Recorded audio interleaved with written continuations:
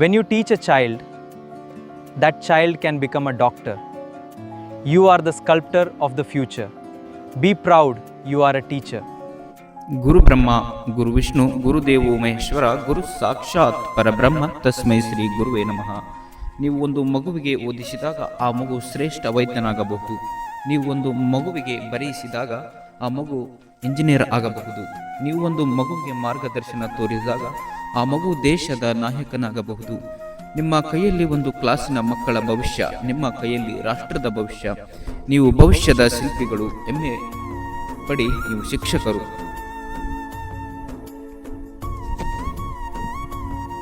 ನಮಸ್ಕಾರ ಸ್ನೇಹಿತರೆ, ನಾನು ನಿಮ್ಮ NM ದೇಸಾಯಿ. ನೀವು ನೋಡ್ತಾ ಇದ್ದೀರಾ ಜನಜ್ಯೋತಿ ಮಾಧ್ಯಮ ಯೂಟ್ಯೂಬ್ ಚಾನಲ್. ನೀವು ಶಿಕ್ಷಕರಾಗಬೇಕು ಎಂದು ಕನಸು ಕಾಣುತ್ತೀರಾ? ನಿಮ್ಮ ಕನಸು ಈಗ ನನಸಾಗುವ ಸಮಯ ಬಂದಿದೆ. ಕರ್ನಾಟಕ ಸರ್ಕಾರವು 15,000 ಶಿಕ್ಷಕ ಹುದ್ದೆಗಳಿಗೆ ಅಧಿಸೂಚನೆ ಹೊರಡಿಸಿದೆ. ಆದರೆ ಈ ಬಾರಿ ನಿಯಮಗಳು ಸ್ವಲ್ಪ ಬದಲಾವಣೆಯಾಗಿವೆ. ಸಿಟಿಗೆ 70% ವೇಟೇಜು, TETಗೆ 20%, ಶೈಕ್ಷಣಿಕಕ್ಕೆ ಕೇವಲ 10%. ಇದು ನಿಮ್ಮ ಅವಕಾಶ, ಇದು ನಿಮ್ಮ ಭವಿಷ್ಯ. ಹೇಗೆ ಅರ್ಜಿ ಸಲ್ಲಿಸಬೇಕು, ಯಾರಿಗೆ ಅವಕಾಶ, ವಯೋಮಿತಿ ಎಷ್ಟು, ಈ ಒಂದು ವಿಡಿಯೋದಲ್ಲಿ ಸಂಪೂರ್ಣ ಮಾಹಿತಿ. ಕರ್ನಾಟಕ ಸರ್ಕಾರವು ಸಾರ್ವಜನಿಕ ಶಿಕ್ಷಣ ಇಲಾಖೆಯ ಬೋಧನಾ ಹುದ್ದೆಗಳಿಗೆ ವಿಶೇಷ ನಿಯಮಗಳು 2026 ಅಧಿಕೃತ ರಾಜ್ಯಪತ್ರದಲ್ಲಿ ಪ್ರಕಟಿಸಿದೆ. ಇದು ಕೇವಲ ಸಾಮಾನ್ಯ ಅಧಿಸೂಚನೆಯಲ್ಲ ಸ್ನೇಹಿತರೆ, ಇದು ನಿಮ್ಮ ಭವಿಷ್ಯವನ್ನು ಬದಲಾಯಿಸುವ ಒಂದು ಸುವರ್ಣ ಅವಕಾಶ. ಕೊನೆಯವರೆಗೂ ನೋಡಿ, ನಿಮ್ಮ ಕನಸಿಗೆ ಸ್ಪರ್ಶ. ಹಾಗೂ ತಮ್ಮ ಶ್ರಮ ನೇರವಾಗಿ ವಿಷಯಕ್ಕೆ ಬರೋಣ ಸ್ನೇಹಿತರೆ. ಮೊದಲಿಗೆ ಎಷ್ಟು ಹುದ್ದೆಗಳಪ್ಪ ಅಂತಂದರೆ 15,000 ಹುದ್ದೆಗಳು. ಕರ್ನಾಟಕ ಸರ್ಕಾರವು ಈ ಬಾರಿ ಭಾರೀ ಪ್ರಮಾಣದಲ್ಲಿ ನೇಮಕಾತಿ ಮಾಡಲು ಮುಂದಾಗಿದೆ. ಈ ಹುದ್ದೆಗಳು 6 ಪ್ರಮುಖ ವಿಭಾಗಗಳಲ್ಲಿ ಇವೆ. ಮೊದಲನೇದಾಗಿ ಪ್ರಾಥಮಿಕ ಶಾಲಾ ಶಿಕ್ಷಕರು 1ನೇ ತರಗತಿಯಿಂದ 5ನೇ ತರಗತಿವರೆಗೆ 900 ಹುದ್ದೆಗಳು, ಇದು 6%. ಎರಡನೆಯದು ಪದವೀಧರ ಪ್ರಾಥಮಿಕ ಶಾಲಾ ಶಿಕ್ಷಕರು 6ನೇ ತರಗತಿಯಿಂದ 8ನೇ ತರಗತಿವರೆಗೆ 8,500 ಹುದ್ದೆಗಳು, ಇದು 56% ಅತಿ ಹೆಚ್ಚು. ಮೂರನೆಯದು ದೈಹಿಕ ಶಿಕ್ಷಣ ಶಿಕ್ಷಕರು 600 ಹುದ್ದೆಗಳು, ಇದು 4%. ನಾಲ್ಕನೆಯದು ಗಣಕ ವಿಜ್ಞಾನ ಶಿಕ್ಷಕರು 500 ಹುದ್ದೆಗಳು. ಐದನೆಯದು ಪ್ರೌಢಶಾಲಾ ಶಿಕ್ಷಕರು 4,500 ಹುದ್ದೆಗಳು ಇವೆ ಸ್ನೇಹಿತರೆ. ಪ್ರಾದೇಶಿಕ ಮೀಸಲಾತಿ ಕೂಡ ಇದೆ, ಗಮನಿಸಿ. ಕಲ್ಯಾಣ ಕರ್ನಾಟಕ ಭಾಗದಲ್ಲಿ 6,967 ಹುದ್ದೆಗಳು, ಕಲ್ಯಾಣ ಕರ್ನಾಟಕೇತರ ಭಾಗ 8,033 ಹುದ್ದೆಗಳು. ಈ ಹುದ್ದೆಗಳನ್ನು 2026-27ನೇ ಸಾಲಿನಲ್ಲಿ ಭರ್ತಿ ಮಾಡಲಾಗುತ್ತದೆ. ಸ್ನೇಹಿತರೆ, ನಿಮ್ಮದು ಯಾವ ವಿಭಾಗ ಎಂದು ಕಮೆಂಟ್ನಲ್ಲಿ ಹೇಳಿ. ಸ್ನೇಹಿತರೆ, ಇದು ಬಹಳ ಮುಖ್ಯ. ನೀವು ಈ ಹುದ್ದೆಗಳಿಗೆ ಅರ್ಜಿ ಹಾಕಬಹುದಾ ಅಂತ ಮೊದಲು ನೋಡೋಣ. ಕನಿಷ್ಠ ವಯಸ್ಸು 21 ವರ್ಷ, ಇದು ಎಲ್ಲರಿಗೂ ಒಂದೇ ಆಗಿರುತ್ತದೆ. ವರ್ಗವಾರು ಗರಿಷ್ಠ ವಯಸ್ಸು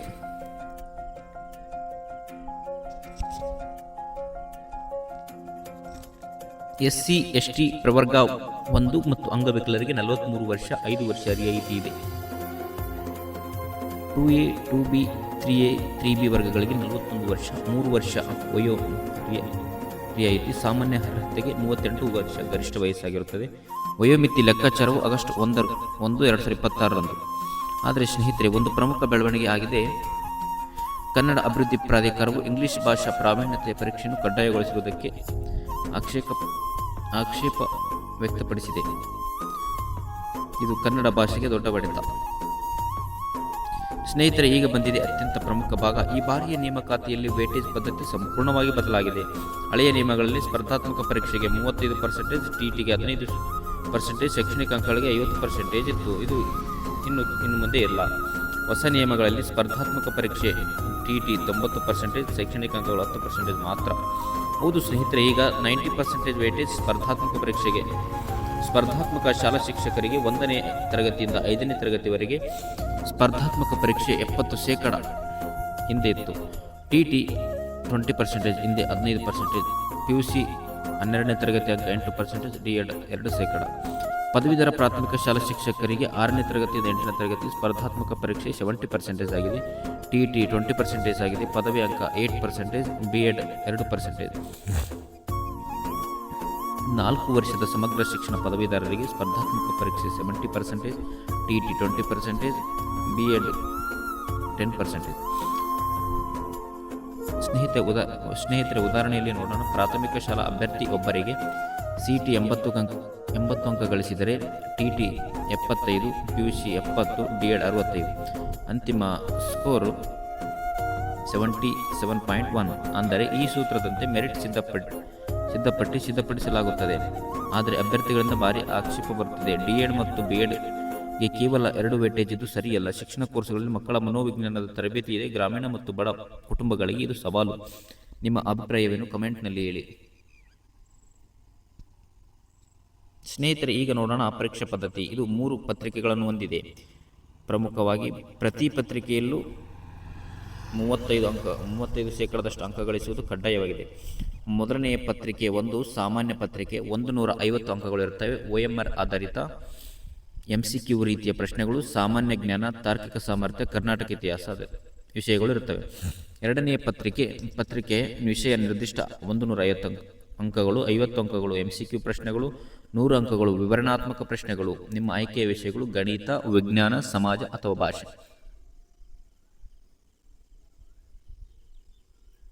ಮೂರನೇ ಪತ್ರಿಕೆ ಭಾಷಾ ಪ್ರಾವೀಣ್ಯತೆ, 100 ಅಂಕಗಳು. ಕನ್ನಡಕ್ಕೆ 50 ಅಂಕ, ಇಂಗ್ಲಿಷ್ಗೆ 50 ಅಂಕ, ವ್ಯಾಕರಣ, ಅನುವಾದ, ಸಾರಾಂಶ, ಪ್ರಬಂಧ.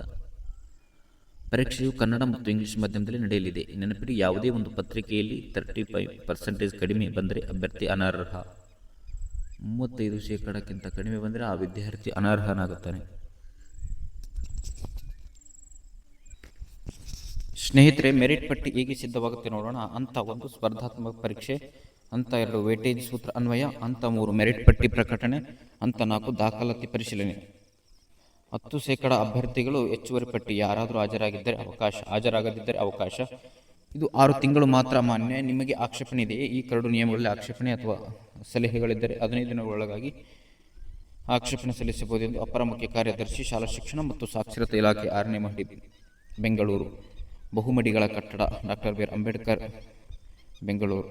ತ್ವರಿತ ಅಪ್ಡೇಟ್ಗಳಿಗಾಗಿ ನಮ್ಮ ಗ್ರೂಪ್ಗೆ ಜಾಯಿನ್ ಆಗಿ. ಸ್ನೇಹಿತರೆ, ನೀವು ಇಂದು ಇಲ್ಲಿ ಕುಳಿತು ಈ ವಿಡಿಯೋ ನೋಡುತ್ತಿದ್ದೀರಾ. ನಿಮ್ಮೊಳಗೆ ಶಿಕ್ಷಕನ ಕನಸು ಇದೆ, ಜ್ಞಾನವನ್ನು ಹಂಚುವ ಉತ್ಸಾಹ ಇದೆ, ಮಕ್ಕಳ ಮುಂದಿನ ಭವಿಷ್ಯವನ್ನು ರೂಪಿಸುವ ಹಂಬಲ ಇದೆ. ಶಿಕ್ಷಕರೇ, ನಿಮಗೆ ಗೊತ್ತಾ ಒಬ್ಬ ಶಿಕ್ಷಕ ಎಂದರೆ ಏನು? ಅವರು ಜ್ಞಾನದ ಜ್ಯೋತಿ, ಅವರು ಭವಿಷ್ಯದ ಶಿಲ್ಪಿ, ಅವರು ಸಮಾಜದ ಬುನಾದಿ. ನಮ್ಮ ಮಾಜಿ ರಾಷ್ಟ್ರಪತಿಗಳು ಶಿಕ್ಷಕರ ದಿನದ ಪ್ರೇರಕರಾದ ಡಾಕ್ಟರ್ ಸರ್ವೇಪಲ್ಲಿ ರಾಧಾಕೃಷ್ಣ ಅವರು ಹೇಳಿದ್ದರು, ಶಿಕ್ಷಕರೇ ದೇಶದ ನಿಜವಾದ ನಿರ್ಮಾಪಕರು, ಅವರು ರಾಷ್ಟ್ರವನ್ನು ಕಟ್ಟುವವರು. ಸ್ನೇಹಿತರೆ, ಒಮ್ಮೆ ಯೋಚಿಸಿ, ನೀವು ಇಂದು ಕಾಣುವ ಪ್ರತಿಯೊಬ್ಬ ದೊಡ್ಡ ವ್ಯಕ್ತಿಯ ಹಿಂದೆ ಒಬ್ಬ ಶಿಕ್ಷಕರು ಇದ್ದೇ ಇದ್ದಾರೆ.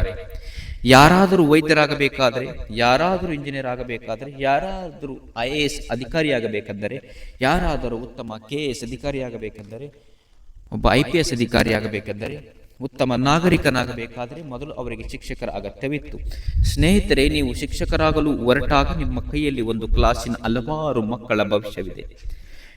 ನೀವು ಒಂದು ಮಗುವಿಗೆ ಓದಿಸಿದಾಗ ಆ ಮಗು ಒಂದು ದಿನ ದೇಶದ ಅತಿದೊಡ್ಡ ವಿಜ್ಞಾನಿಯಾಗಬಹುದು. ನೀವು ಒಂದು ಮಗುವಿಗೆ ಬರೆಸಿದಾಗ ಆ ಮಗು ಒಂದು ದಿನ ದೊಡ್ಡ ಲೇಖಕನಾಗಬಹುದು. ನೀವೊಂದು ಮಗುವಿಗೆ ಒಳ್ಳೆಯ ಮಾರ್ಗದರ್ಶನ ತೋರಿಸಿದಾಗ ಆ ಮಗು ಒಂದು ದಿನ ದೇಶದ ದೊಡ್ಡ ನಾಯಕನಾಗಬಹುದು. ಇದು ಕೇವಲ ಉದ್ಯೋಗವಲ್ಲ. ಶಿಕ್ಷಕ ವೃತ್ತಿ ಅನ್ನುವಂಥದ್ದು ಕೇವಲ ಉದ್ಯೋಗವಲ್ಲ, ಇದು ರಾಷ್ಟ್ರ ನಿರ್ಮಾಣದ ಕೆಲಸ. ನಮ್ಮ ಭಾರತೀಯ ಸಂಸ್ಕೃತಿಯಲ್ಲಿ ಗುರುಗಳಿಗೆ ದೇವರಿಗಿಂತಹ ದೊಡ್ಡ ಸ್ಥಾನವಿದೆ. ಗುರು ಬ್ರಹ್ಮ, ಗುರು ವಿಷ್ಣು, ಗುರುದೇವು ಮಹೇಶ್ವರ, ಗುರು ಸಾಕ್ಷಾತ್ ಪರಬ್ರಹ್ಮ, ತಸ್ಮೈ ಶ್ರೀ ಗುರುವೇ ನಮಃ. ಅಂದರೆ ಗುರುಗಳು ಸ್ವತಃ ಬ್ರಹ್ಮ, ವಿಷ್ಣು, ಮಹೇಶ್ವರರ ಸ್ವರೂಪ. ಗುರುಗಳೇ ಸಾಕ್ಷಾತ್ ಪರಮಾತ್ಮನ ಸ್ವರೂಪ. ಅದು ಎಷ್ಟು ದೊಡ್ಡ ಸ್ಥಾನ ಗೊತ್ತಾ ಸ್ನೇಹಿತರೆ? ನೀವು ದೇವರಿಗಿಂತ ದೊಡ್ಡವರು. ನೀವು ಜ್ಞಾನವನ್ನು ಹಂಚುವ ದೇವರುಗಳು. ನೀವು ಮಾಡುವ ಕೆಲಸ ಜಗತ್ತನ್ನು ಬದಲಾಯಿಸುತ್ತದೆ. ನಿಮ್ಮ ಪ್ರತಿ ಪಾಠ ಯಾರೋ ಒಬ್ಬರ ಬದುಕನ್ನು ಬದಲಾಯಿಸುತ್ತದೆ. ಶಿಕ್ಷಕರು ಸಮಾಜದ ಕನ್ನಡಿಗರು, ಅದರ ಬೆಳಕು. ಸ್ನೇಹಿತರೆ, ಈ ಮಾಹಿತಿ ನಿಮ್ಮನ್ನು ಹೆಮ್ಮೆ ಪಡುವಂತೆ ಮಾಡಲಿ. ನೀವು ಮಾಡುತ್ತಿರುವ ತಯಾರಿ ಒಂದು ರಾಷ್ಟ್ರವನ್ನು ಕಟ್ಟುವ ತಯಾರಿ. ನೀವು ಶಿಕ್ಷಕರಾಗಿ ಸೇರಿದಾಗ ನೀವು ಪ್ರತಿದಿನ 1000 ಮಕ್ಕಳ ಮೇಲೆ ಪ್ರಭಾವ ಬೀರಬಹುದು. ನೀವು ಪ್ರತಿ ವರ್ಷ 1000 ಕುಟುಂಬಗಳ ಭವಿಷ್ಯಕ್ಕೆ ಬೆಳಕಾಗಬಹುದು, ಬದಲಾಯಿಸಬಹುದು ಅವರ ಭವಿಷ್ಯವನ್ನೇ. ಸ್ನೇಹಿತರೆ, ನೀವು ನಿಮ್ಮ ಮೇಲೆ ನಂಬಿಕೆ ಇಡಿ. ನಿಮ್ಮ ಕನಸುಗಳನ್ನು ಬಿಟ್ಟುಕೊಡಬೇಡಿ. ನೀವು ಶಿಕ್ಷಕರಾಗಿ ಸೇವೆ ಸಲ್ಲಿಸುವ ಆ ದಿನ ನಿಮ್ಮದೇ ಆದ ಒಂದು ಗುರುತು ಅಲ್ಲಿ ಇರುತ್ತದೆ.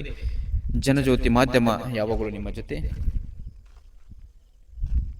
ಸ್ನೇಹಿತರೆ, ಇಂದಿನ ವಿಡಿಯೋದ ಪ್ರಮುಖ ಮಾಹಿತಿ ಸಾರಾಂಶ: ಒಟ್ಟು ಶಿಕ್ಷಕ ಹುದ್ದೆಗಳು 15,000, ಪ್ರಾಥಮಿಕ 1ರಿಂದ 5ನೇ ತರಗತಿ 900 ಹುದ್ದೆಗಳು, ಪದವೀಧರ ಪ್ರಾಥಮಿಕ 6ರಿಂದ 8ನೇ ತರಗತಿವರೆಗೆ 8,500 ಹುದ್ದೆಗಳು, ಪ್ರೌಢಶಾಲಾ ಸಹ ಶಿಕ್ಷಕರು 4,500 ಹುದ್ದೆಗಳು, ದೈಹಿಕ ಶಿಕ್ಷಕರು 600 ಹುದ್ದೆಗಳು, ಗಣಕ ವಿಜ್ಞಾನ 500 ಹುದ್ದೆಗಳು.